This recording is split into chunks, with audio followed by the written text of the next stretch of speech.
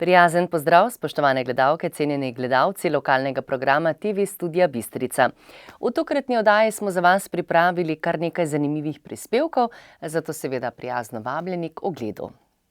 V rubriki Aktualno, tokrat z županom, dr. Ivanom Žagarjem, v lokalnih novicah pa o izzivih Evropske unije in prihodnost kmetovanja do leta 2022. Razstava Zgodba o metulju v knjižnici Josipa Vošnjaka v Slovenski Bistrici.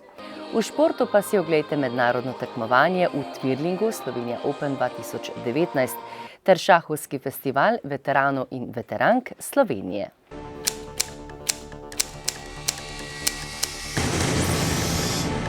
V rubriki Aktualno, tokrat z županom, dr. Ivanom Žagarjem o aktualni problematiki. Gospod župan, lepo pozdravljeni. V teh vročih dneh je pestro na različnih področjih, še posebej živahno pa je bilo pred kratkim na 4. redni seji občinskega sveta. Po pričakovanjih je bila v ospredju razprava o problematiki priseljevanja tujcev. Svetniki so soglasno podprli predlagane rešitve, bili so enotni, da je treba sprejeti sistemske rešitve na nivoju države. Na lokalni ravni ste pravzaprav storili to, kar ste lahko. Menite, da bo tudi vlada v kratkem storila korak naprej pri reševanju te pereče problematike? Najprej želim seveda tudi sam lep pozdrav vašim gledalkam, gledalcem. Sicer pa, kar zadeva vlade, jaz tega ne bi mogel komentirati. Pri čemer je treba seveda povedati to, da ti predlogi, ki so bili zdaj sprejeti na občinskem svetu, so na vladno raven že bili v preteklih letih tudi večkrat posredovani. Gre preprosto za to, da če želimo narediti korak naprej povezan z vprašanji sobivanja in temu se verjetno ni mogoče izogniti, je potrebno seveda narediti točno to, kar je bilo sprejeto, torej nekatere sistemske ukrepe. Vse za te ukrepe je seveda potrebna sprememba zakonodaje, na drugi strani pa je potrebno seveda potem to spremembo zakonodaje tudi izvajati. To je pa naslednja stvar. Govorimo seveda o tem, da je po mojem potrebno zagotoviti ali pa zahtevati obvezno znanje slovenskega jezika, da je potrebno, ko se pogovarjamo o socialni transferi, ampak to je večkrat že ponavljam in to velja seveda širše, za vse tiste, ki so prejemniki torej teh socialnih transferjev, da pač upravijo en del družbeno koristnega dela, da se seveda v končni fazi tudi preverijo bivalni pogoji, tako da se ne more zgoditi situacija, da imate na enem naslovu lahko prijavljenih ali pa da prebiva več deset ali pa celo preko 100 oseb, kot smo slišali. Po mojem je to tisti nujni nabor, ki bi ga bilo potrebno pač sprejeti, in še to bom rekel, ministrom iz prejšnje vlade, pa tudi že iz te, v različnih priložnosti smo točno seveda te predloge že ves čas tudi posredovali. Zdaj na podlagi recimo te tribune, ki je bila pred to sejo tu pri nas, se je potem zgodil nek gasilski ukrep, pa se je pač na hitro zagotovilo neke dodatne ure pri učenju slovenskega jezika. Vse tako informacijo imam, strani pristojnega ministrstva. To je sicer hvale vredno, vendar to ni sistemska rešitev, ki bi zadeve reševala na dolgi rok. Jaz upam, da glede na to, da so to aktualna vprašanja, pa ne samo za sredino Slovenske Bistrice, mogoče so ponekod drugod še torej tovrstni problemi, kakorkoli jim že rečemo, še bolj prisotne širom po Sloveniji, in zato po moje seveda so taki sistemski ukrepi seveda nujni. Bomo pa videli, kaj se bo zgodilo, do danes še nismo prejeli, vsaj po mojem vedenju, nobenega odgovora. Na tej seji se je zapletlo pri obravnavi o najemnini za dom dr. Jožeta Potrča Poljčane, enota Slovenska Bistrica. Iva Soršak, direktorica doma dr. Jožeta Potrča Poljčane, je predlagala, da bi brezplačno uporabo podaljšali še za 5 let, povečali kapaciteto bistriškega doma in naj občina pripravi strategijo varstva starejših občanov. Po krajšem posvetu svetniških skupin so svetniki obravnavo te točke prekinili. predtem niso podali tudi soglasja k ceni socialne varstvene storitve pomoč na domu. Kaj bo po vašem mnenju potrebno narediti v tej smeri? Zdaj, gledajte, na eni strani smo imeli predlog dviga cene, torej pomoči na domu. Če pogledate številke, to pomeni 14% dvig, ki je posledica v bistvu usklajevanja torej javnega sektora, sindikati vemo, da so šle plače gor. Jaz se tudi strinjam, da je prav, da tisti, ki delajo, da tudi nekaj od te gospodarske rasti v končni fazi imamo, vendar je tak dvig pač bil predlagan zelo visok in to je svetnike dejansko tudi zmotilo. Jaz moram tudi sam reči, da jaz nisem bil nadušen na tako višino seveda tega dviga. Za druga stvar je pa seveda torej ta enota doma upokojencev. Tukaj je treba nekatera dejstva seveda dodatno osvetliti. Po mojih informacijah je verjetno to edini dom v Sloveniji, ki je bil zgrajen na tak način, pa bom rekel eden redki, da ne bom rekel ravno edini, ki ga je v celoti financirala občina Slovenska Bistrica, čeprav seveda iz evropskih virov, ob tem, da vemo, da so torej tovrstne investicije pravzaprav naloga države, ker je država pristojna na tem področju. Res pa je, da je državni proračun, takrat, ko je bil dom zgrajen, prispeval določena sredstva za opremo. Tudi takrat se je že vedelo, da bo postalo vprašanje aktualno, kar se tiče pač najemnine. S tem, da je treba tu zelo jasno povedati to, da v bistvu dvig cen v domu ne gre na račun torej predlagane najemnine, zato ker ta naš predlog, ki je bil zdaj že na drugi seji obravnavan, je bistveno nižji od tiste prve. Na tisti prvi seji je bil predlog resnično najemnine, ki je bil zračunan na podlagi pravilnika, ki jo ima občina za to sprejetega.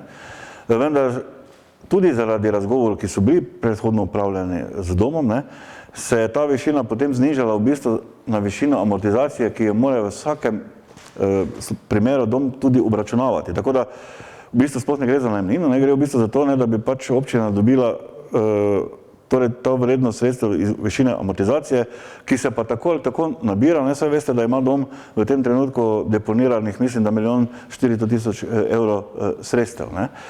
In mi želimo skozi to samo to, da se ta sredstva, ki se ustvarjajo tukaj, tudi tukaj porabijo. Ker jaz nimam nobene informacije o tem, da je recimo Poljčanska občina, ki je domicil doma, kdajkoli, kakršnakoli sredstva sploh namenila domu v Poljčanah. In sedaj je res, da mi imamo ambicije graditi program. Zdaj, to je tudi v programu dela občinskega sveta, tako da na to ni bilo nič potrebno upozarjati gospe direktorci, ker to že imamo zastavljeno.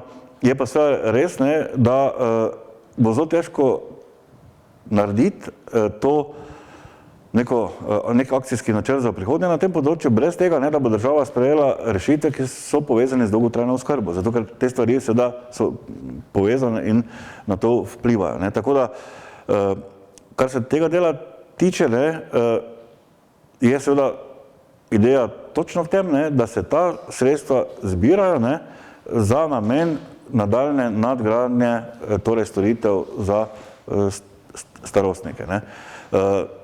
In še enkrat ponavljam, ni šlo v bistvu za nobeno dvig cene, ampak točno zato, zdaj nekatere druge stvari, na katere je gospa direktorica opozarjala, me pa pravzaprav čudijo. Jaz moram zelo jasno povedati, da je ona ves čas sodelovala, čeprav je tako treba povedati, da je občina dokumentacijo že pridobila prej, ko sem jaz potem kasneje prišel na to pozicijo, ker pač sem, ampak tudi, ko smo mi naredili revizijo projekta, je gospa sodelovala in tudi, ko opozarja na vse te napake, ki bi še tam naj bile, potem bi jaz pričakoval, ne glede na to, da ima tam deponiranih 1.400.000 evrov, da bi pa s tistih napake odpravila.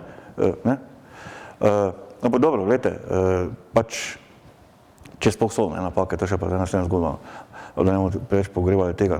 Ampak gre preprosto za to, da za to amortizacijo, ki je kao najemnina, bi mi peljali programe razvoja na tem področju naprej, s tem, da bo tako ali tako potrebno dodatna sredstva zagotoviti za to in na področju recimo sociale, zdravstva občina ogromno vlaga. Na zadnje tem trenutku gradimo ali pa končujemo nadgradnjo zdravstvenega doma. In še enkrat ponavljam to, in bi bilo res korektno to povedati, ne, da ta najemnina nič ne vpliva na cene, ne, storitev, zato ker amortizacijo je potrebno obračunavati in se obračunava, ne.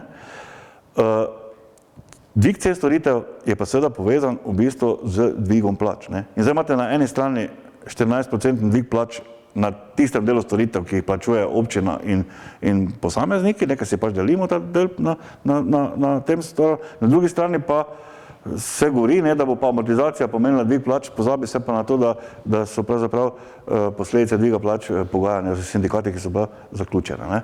In koliko jaz vem, je seveda dom tudi dvignil storitve, vendar jih je dvignil po moji vednosti za 4%, ne. Pa se pravičujem, če imam kak podatek napačen, ne, na drugi strani je pa tu predlog za 14%, ne. Ob tem seveda še treba vedeti to, ne, da je uskladitev plač, mislim, da še v drugi polovici letos še enkrat, ne.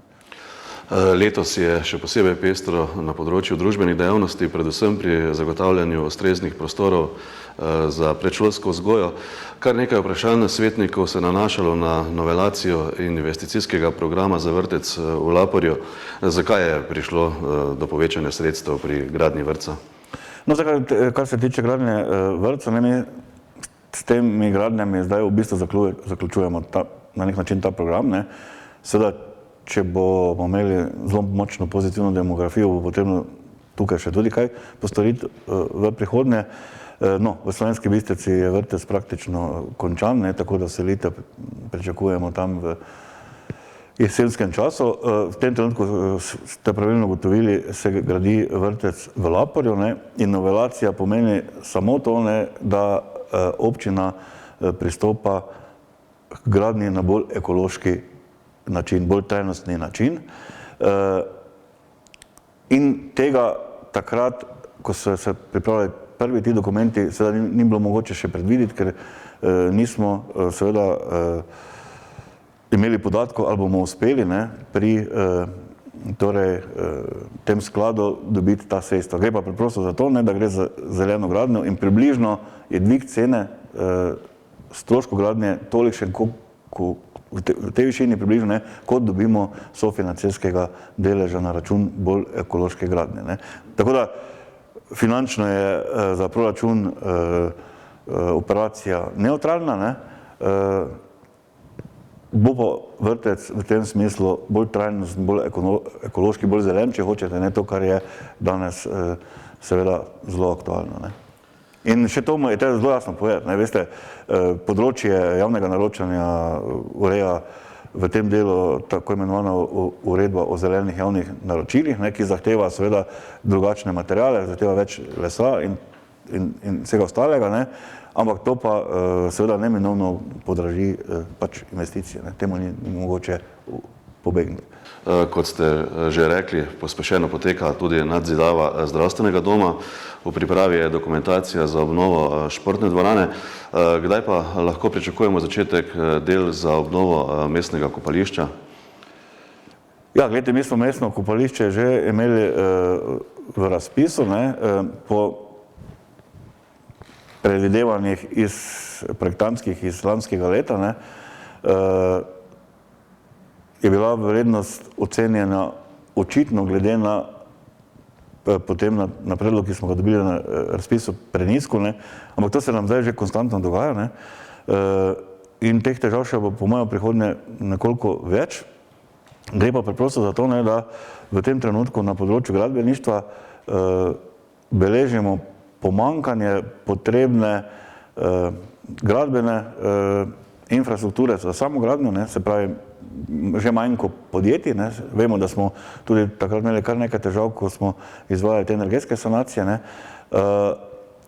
in pa isto, zelo podobna zadeva tudi na projektantskem delu. Posledica tega pač je, ne, da so cene zrasle tam 20-30% in tu ne moramo nič prav narediti, ne, zdaj en del dviga cene je verjetno povezan z večjimi stroški, en del pa pomaga tudi z tem, da je dela na trgu veliko in ogromno in v prihodnjih letih ga zna biti še bistveno več, ne, to pa zaradi tega, ker iz vidika EU-ja, ne, se zapirajo ta finančna obdobja in bo naenkrat ogromno projektov, ki jih bo treba speljati. Jaz se bojim, da jih slovenska gradbena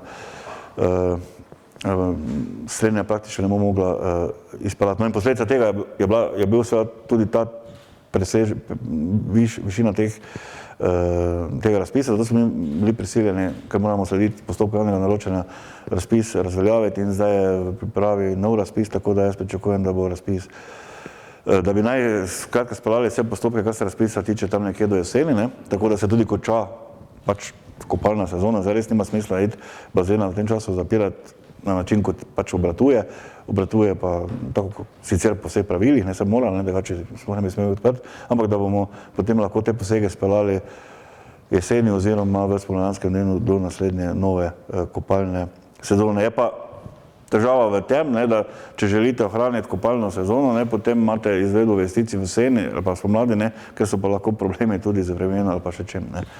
Ampak temu se ni mogoče obeči, ne. Izmed večjih naložb sta v ospredju tudi finalizacija kanalizacije na Zgornji Polskavi in ureditev Tomšičeve ulice v Slovenski Bistrici.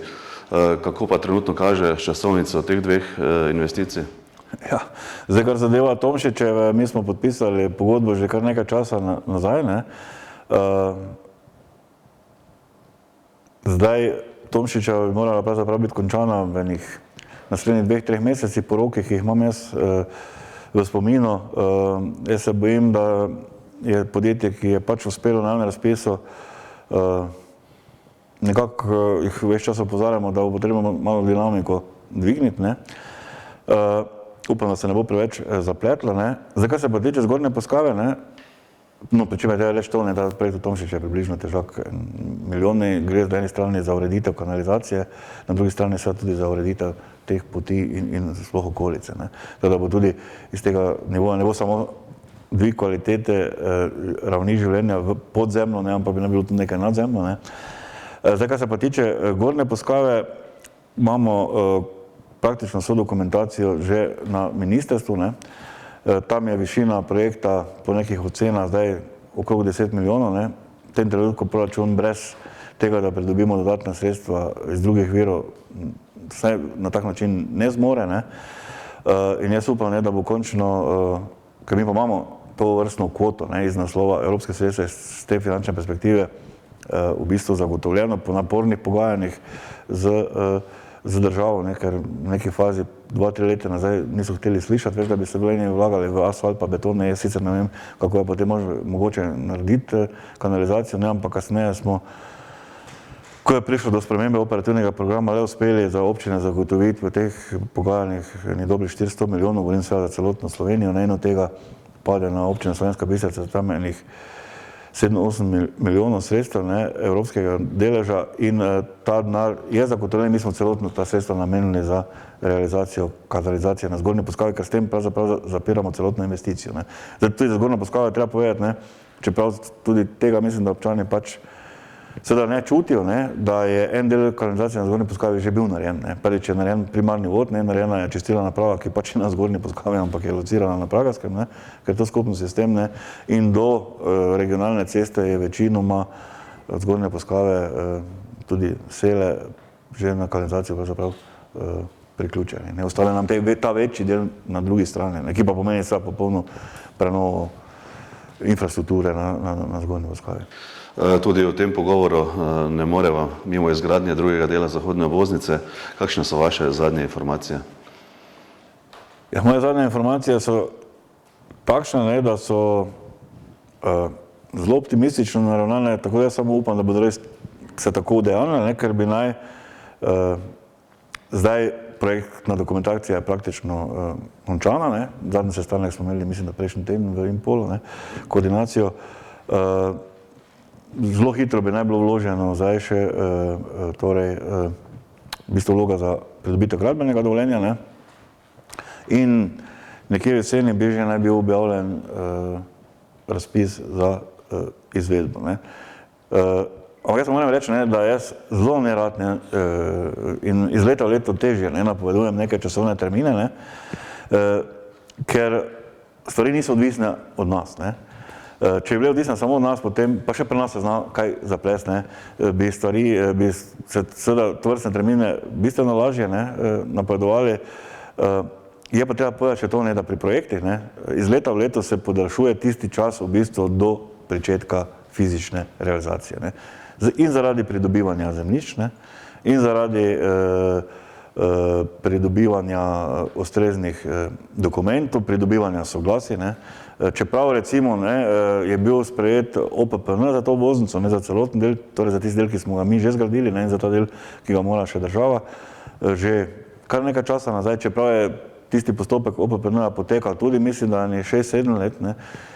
In to pomeni, da so vsi soglasodajalci bili vključeni, to so že dali svoje soglasje, ne so se zdaj enkrat v fazi pridobivanja gradbene dokumentacije še vsi enkrat pojavili, ne, z nekimi dodatnimi zahtevami, ne, in je tudi za projektante to zelo naporno delo, ne, in težava v tem, ne, da seveda mi s tem objektom iz meje OPPN-a ne smemo iti, ne, ker sicer se nam zadeva v celoti podere. Ampak po nekih napornih usklajevanjih z različnimi deležniki, ne, od vodarjev, elektra, plinovodu, nekaj za tudi kričanje plinovodov, smo zdaj prišli do te točke, da bi pač naj stvari bile pripravljene tako, kot bi morali biti. In jaz samo upam, ne, da ta časovnica, ki je bila zdaj na tem zadnjem sestanku dorečena, ne, da se ne bo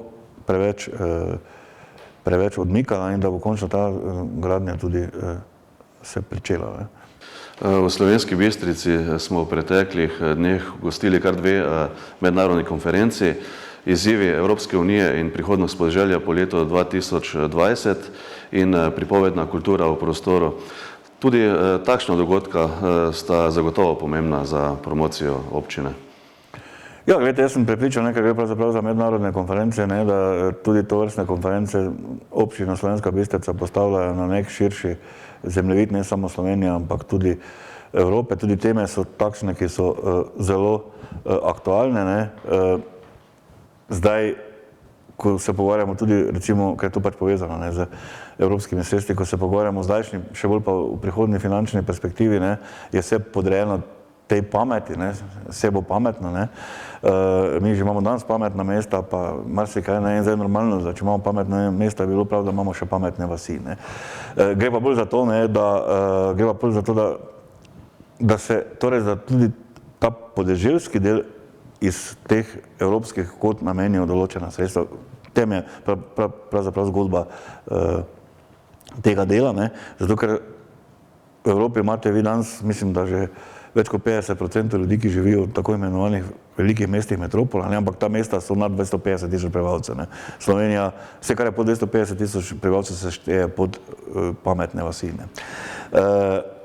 Tako da v Sloveniji imate samo Ljubljano, ne, ki je izven tega, pa še Ljubljana je ne pomeni neke velikosti, ne, je pa seveda glavno mesto, je pa stvar v tem, ne, da mesta, ne, ravno zaradi tega pritiska prebivalstva na mesta imajo dodatne izjemno velike probleme, ne, se jih lahko dnevno vidimo tudi po javnih medijih, predvsem gre seveda za ta številna predmestja, za socialne stiske, ki tam nastanejo tako naprej, ne. In je seveda Evropa v preteklosti za ta urbane dele namenila posebna sredstva, ne. So te zadeve izpogajale, ampak v tem primeru gre pa seveda za to protiutež, ne, gre za ta torej ruralni del, podeželski del. Slovenija je pa v neki obratni situaciji, mi imamo še trenutno vedno srečo, ne, da mislim, da več kot 60% ljudi živi, ne, po podeželju, ne manjše mesta, pa po podeželju, ne, in to je sigurno ena primerjalna prednost. Kaj je težava v Sloveniji, ne, v tem trenutku? Je problem trendov, ki so prisotni, ne. Je problem centralizacije, ki je prisotna, ne, in tu bi morali mi to sliko obrniti, ne, in zato so tudi pomembne te konference opozarjanja na to, ne. Res pa je, da tudi tu se mora seveda obrniti politika na državni ravni, ne. In jaz recimo velikokrat zelo plastično, ne, opozarjam na to centralizacijo na način, ne, da imate vi vsakodnevno selitev ljudi, ne. Na eni strani, če smo že v tem našem bazenu, pa tudi mariborskem, ne, se tehniška inteligenca seli preko meje v Avstrijo, recimo, ne, ta družboslovni del tisti pa ogromno proti Ljubljani, pa se verjetno tudi en del tehniške inteligence v Ljubljano, ne, in zato imate vi vsako jutro tam 2 uri zastoje na vpadnicah v Ljubljano in potem v obratni smeri, ne. Zdaj danes, ko živimo v tako imenovani digitalni dobi, ne, in te pametne zgodbe so ravno s to digitalizacijo povezane, bi pričakoval, ne, da ljudje, da so delovna mesta razpršena, ne, da ni potrebna ta fizična selitev, ne, in da skozi pač IKT dostope vi lahko te stvari upravljate tudi doma in na to se seveda te stvari opozarja, ne. Govorimo pa se o tem, da smo mi v Sloveniji v bistvu pred neko totalno centralizacijo, ne. Zgubljajo središča, kot je Slovenska Bistrica, pa ne zgubljajo samo središča, kot je Slovenska Bistrica, zgubljajo potem posledično tudi središča, kot je Maribor, ne. Recimo, jaz sem eno predavanje imel na ekonomski fakulteti, zdajle par dni nazaj, pa sem se tam z nekom pogovarjal iz računskega sodišča, ker je pač tam bil prisoten in je on sam povedal primer, ne. Še nekaj časa nazaj je računsko sodišče imelo v Mariboru enoto, ne, ker je delalo, mislim, da 20 ljudi, ne, potem se je tista enota zreducirala na samo še pisarno, ne, in zdaj na koncu več te pisarne ni. Kar pomeni, ne, da je Maribor izgubil recimo 20 delovnih mest to vrstnega nivoja. To pa pomeni, da v tem prostoru mi izgubljamo, ne, relativno kvalitetna delovna mesta, ne, ki bi lahko bila priložnost za mlade, da ne bi rabili odhajati drugam, ne. In tu je treba te trende, seveda, bi bilo te trende obrniti, ne, ker sicer se nam v Sloveniji lahko zgodi, ne, da bomo spraznili celotno Slovenijo, vse se bo preselilo, ne, verjetno v Ljubljano, ne, in bolj bomo še imeli samo prostor za medvede pa volkove, ne, in zdaj, če se pogovarjamo o turizmu, zdaj, to pa resno, ne, če vi ne boste imeli, pa če mi ne bomo imeli na Pohor ljudi, ne, ki bodo skrbeli za kulturno krajino, se bo Pohorje spremenilo pač v gozd, ne, in Pohorje več ne bo to, kar je danes, ne, sigurno ne. Ob koncu šolskega leta se vrstijo različne prireditve. Za torek med drugim pripravljate sprejem za športnike, ki so v prvi polovici tega leta dosegli vrhunske rezultate. Prav tako pa ne smemo pozabiti na številne ostale dosežke, še posebej se je v tem šolskem letu izkazala glasbena šola Slovenska Bistrica. No, gledajte, gre za ene tradicionalne dogodke, ki so prisotni tako rekoč vsako leto, ne, in ti dogodki opozarjajo samo na to, ne, da imamo mi izjemno uspešne posameznike na zelo različnih področjih, od športa, kulture, in zato jim seveda gre vso priznanje, pa ne samo športa, kulture, tudi še marsikje drugje se kdo najde, tako prostovoljci, pa tudi kakšni mali kuharji, ne, recimo, ne. Tako da je to en tak primer, ne, tudi nekega pozitivnega naboja, ki je prisoten v tem našem okolju, ki ga treba negovati, dati priznanje, ne, in na tem graditi tudi prihodnost. In govori o tem, ne, da je tudi pri nas možno marsikaj doseči, če stvari potekajo v enem takem skupnem angažiranju. Seveda vseh teh uspehi so na eni strani sami akterji, ne, nosilci dejavnosti, na drugi strani ne smemo pozabiti številne druge, ki zraven delajo, ne. Od, recimo, če hočete, trenerjev, ne, en kup je nekega suporta zadaj, ne, nenazadnje tudi starši so tisti, ki zelo tu pač prispevajo. Brez vseh teh ne bi bilo takšnih rezultatov. Jaz samo upam, da se bodo te stvari še naprej tako nadaljevale. Zdaj mi pač smo tisti, ne, ki moramo skrbeti za neko infrastrukturo, da te stvari podpiramo, pa da se podpirajo, no, in tudi zato ne je na področju družbenih dejavnosti toliko zastavljenih projektov, kar se investicij tiče. Če ste že prej omenili športno dvorano, jaz upam, da bomo tudi ta projekt uspeli v naslednjih 2-3 letih dejansko realizirati, ker to je pa zdaj res tisto, kar je najbolj nujno, če me vprašate na tem delu, ne. So pa seveda tudi ideje na področju kulture, ne, ampak po drugi strani pa seveda govori tudi o tem, da mi en nivo infrastrukture pa imamo na dokaj visoki ravni, ne. Gospod župan, hvala lepa za pogovor in uspešno delo še naprej. Hvala bi vam.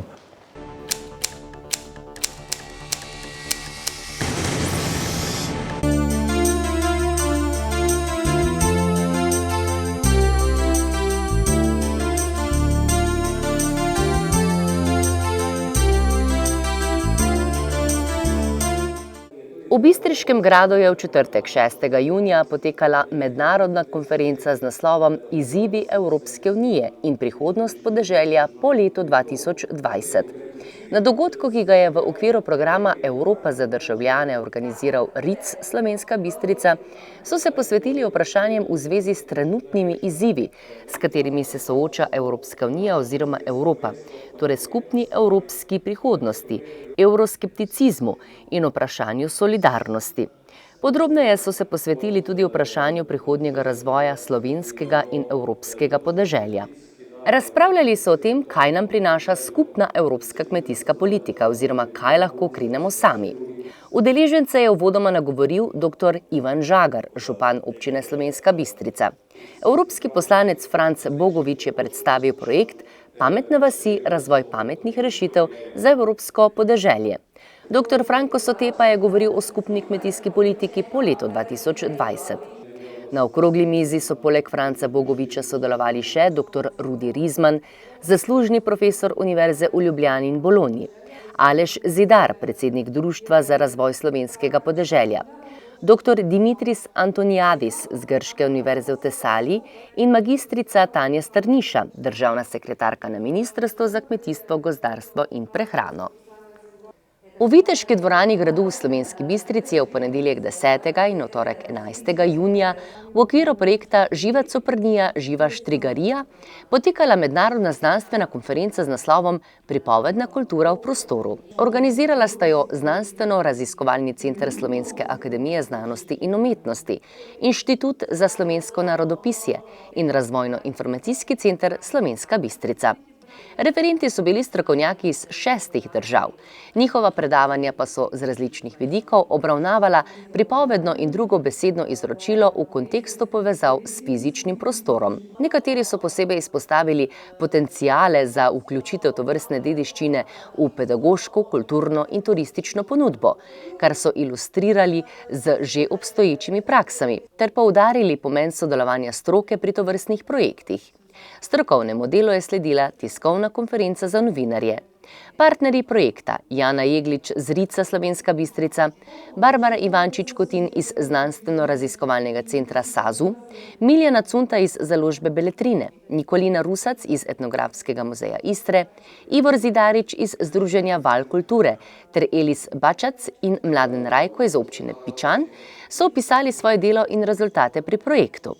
Na tiskovni konferenci je sodeloval tudi dr. Ivan Žagar, župan občine Slovenska Bistrica. Udeleženci konference so si ogledali tudi lutkovno predstavo Pohorski triptih osnovne šole pohorskega odreda Slovenska Bistrica, podružnice Zgornja Ložnica. Predstava, ki jo je režiral Tomaž Ozimič, je nastala na osnovi pisnega gradiva in ustnega izročila, ki je bilo raziskano v okviru projekta. Srečanje so zaključili z ekskurzijo na Bistriško Pohorje, kjer so v sodelovanju z lutkovno skupino Kadje koruzno zrno predstavili nekatere lokacije tematsko-kulturno-turistične poti, ki je nastala v okviru projekta. V sredo 12. junija je bila v prostorih knjižnice Josipa Vošnjaka otvoritev razstave Zgodba o Metulju. Pregledna razstava prikazuje poslanstvo Centra za starejše Metulj, kjer je pestro od ponedeljka do petka, saj ima okoli 180 uporabnikov. Metulj je lani praznoval 10. letnico delovanja. Rodila se je zgodba o Metulju, ki vsebuje predstavitev posameznih skupin na izviren način in sicer tako, da besede zazvenijo in zaživijo. Metulj je v 10 letih svojega poslanstva postal prepoznaven v lokalni skupnosti in, kar je najpomembneje, živi z ljudmi. Razstava je potrditev, da je starejša generacija starosti navzlic še vedno zelo aktivna. Kar nekaj časa spremljam Metulje in kar so me naučili je, da se nikar ni treba bati staranja. Še vedno lahko počneš bedarije, samo malo počasneje. Današnja razstava je pa rezultat pestrega dogajanja v Metulju v preteklih 10 letih. Pa naj besede zazvenijo in zaživijo.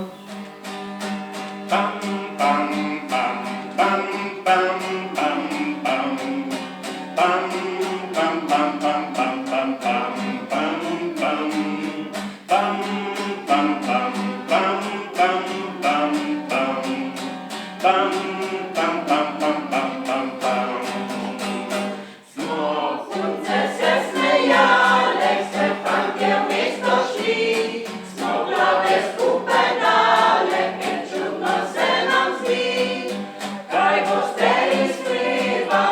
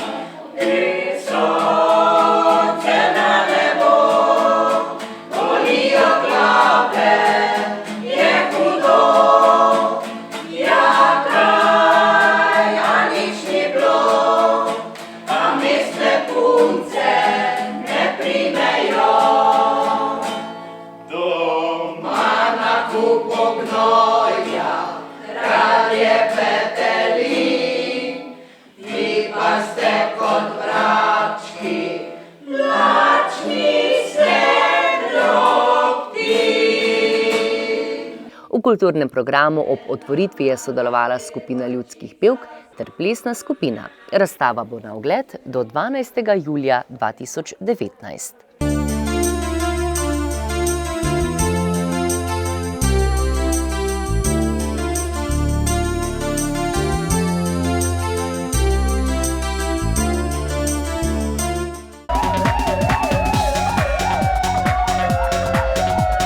Policisti Policijske postaje Slovenska Bistrica so do 10. junija obravnavali 18 kaznivih dejanj, od tega 1 kaznivo dejanje velike tatvine, 8 kaznivih dejanj tatvine, 3 kazniva dejanja poškodovanja tuje stvari, 2 kaznivi dejanji grožnje ter 3 druga kazniva dejanja. Slovenska Bistrica. Neznani storilec je v nočnem času na enem od parkirnih prostorov zlomil dvižno zapornico in s tem lastnika oškodoval za 500 evrov. Za fošt. Neznani storilec je na vrtni lopi razbil steklo in s tem povzročil za 200 evrov škode. Pragersko. Neznani storilec je vlomil v enega od gostinskih lokalov ter ukradel denarnico in s tem lastnika oškodoval za 215 evrov. Na področju prometne varnosti so bili policisti obveščeni o 16 prometnih nesrečah. Od tega so obravnavali 2 prometni nesreči z lažjimi telesnimi poškodbami, 4 prometne nesreče z materialno škodo. V 8 primerih so odstopili od ogleda kraja nesreče. V 2 primerih pa so nesrečo zaključili z uradnim zaznamkom. 6 povzročiteljem so bili izdani plačilni nalogi. Zaradi kršitev cestno-prometnih predpisov so podali 3 obdolžilne predloge na Okrajno sodišče Maribor. Izdanih je bilo skupaj 58 plačilnih nalogov ter odvzetih 7 vozniških dovoljenj. Zaradi kršitev javnega reda in miru so policisti opravili 14 intervencij, in sicer 5 v zasebnih prostorih ter 9 na javnem kraju. V 6 primerih so kršiteljem izdali plačilni nalog, v 8 primerih pa so intervencijo zaključili z uradnim zaznamkom. Policisti so obravnavali tudi delovno nezgodo.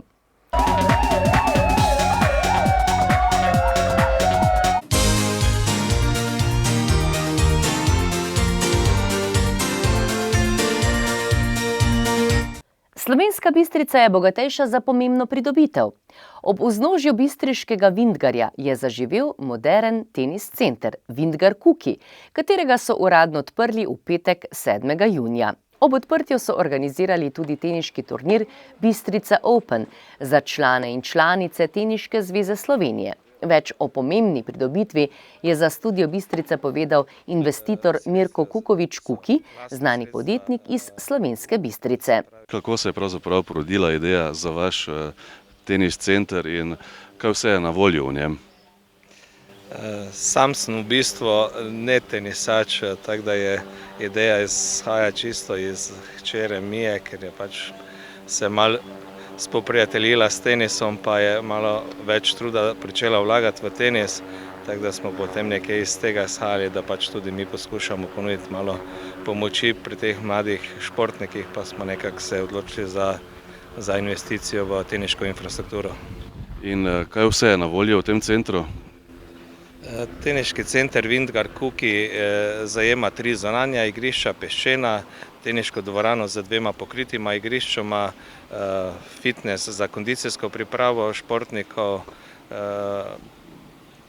Prav tako lahko naši obiskovalci prespijo pri nas, se pravi, imajo možnost nočenja, pa seveda tudi en manjši bife, kjer se po napornem treningu lahko malo okrepčijo.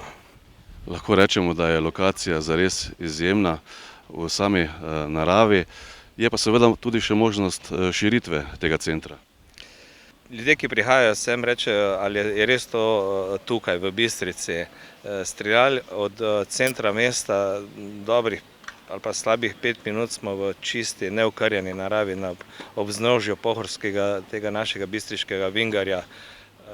Tukaj zraven je še kar en lep del zemljišča, ki je v bistvu namenjen gradnji, tako da vabim vse, ki imajo idejo o širjenju turistično-športne zadeve, da se pridružijo tem delu Bistrice.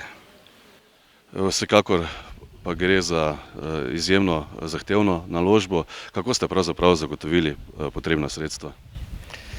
Dobršen del sredstev so lastna sredstva, se pravi 20 let smo nekje na trgu, pa smo vedno del denarja, ki je ostajal, smo vlagali v razvoj. Seveda, ker je pa investicija malo večja oziroma največja v naši poslovni karieri, pa smo tudi si pomagali z pomočjo bank. Ob odprtju ste pripravili tudi močan teniški turnir, na katerem nastopajo zares vrhunski igralci in igralke.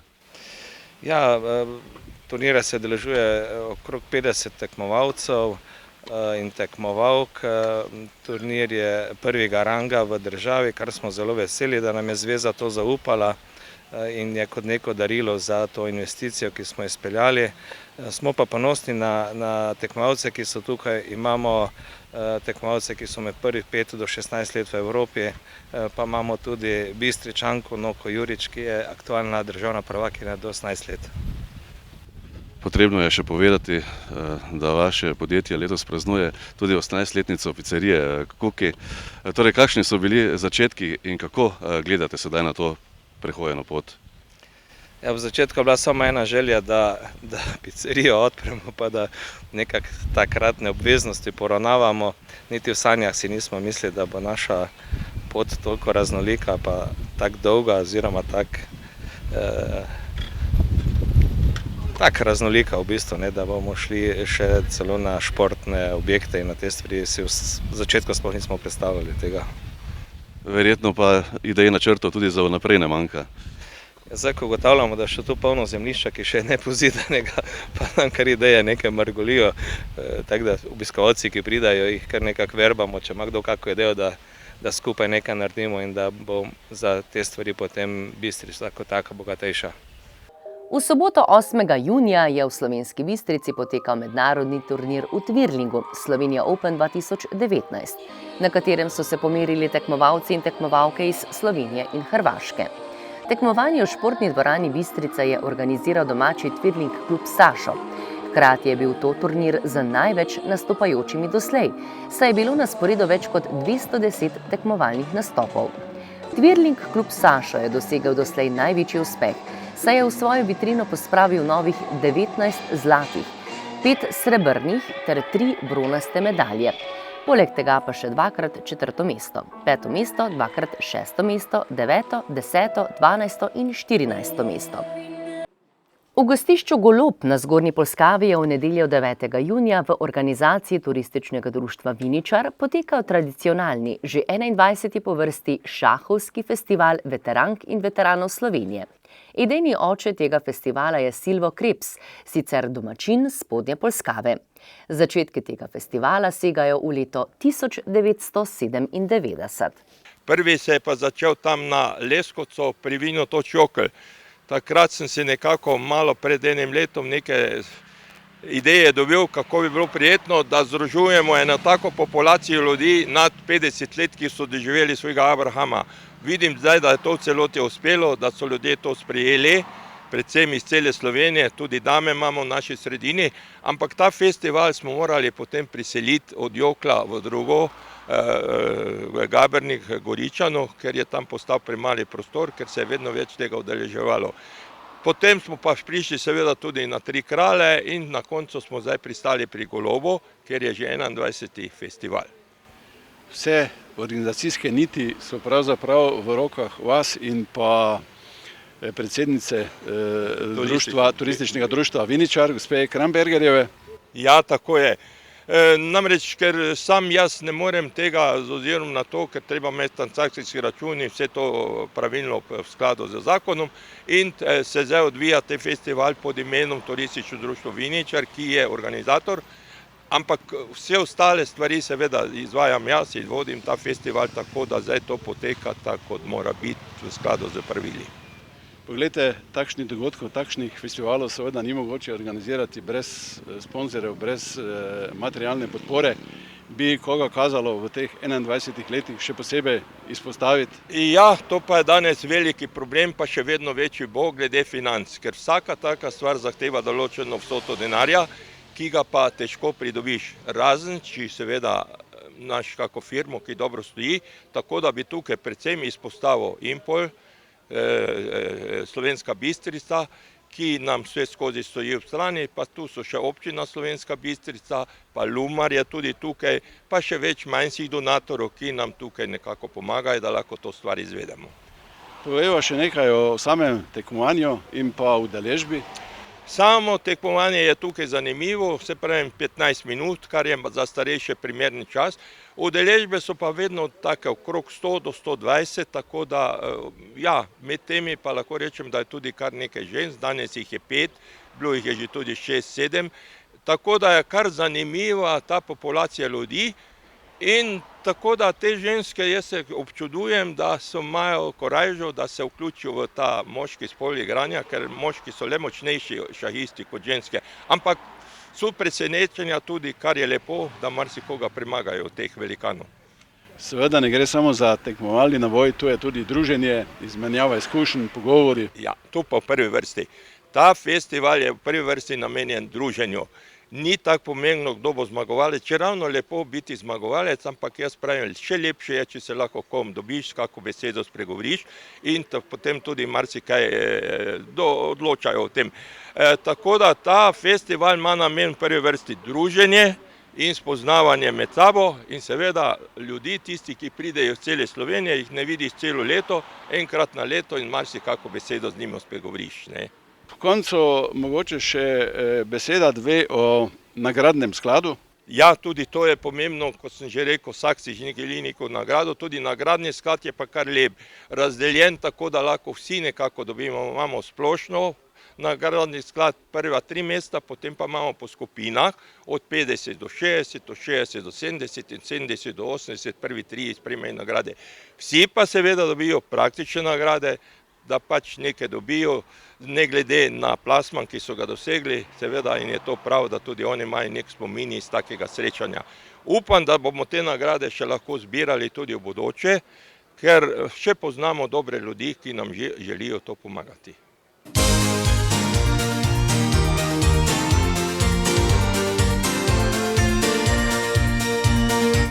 Tako, spoštovane gledalke, cenjeni gledalci lokalnega programa TV Studia Bistrica, toliko smo vam pripravili v redni tedenski informativni oddaji Bistriški tednik.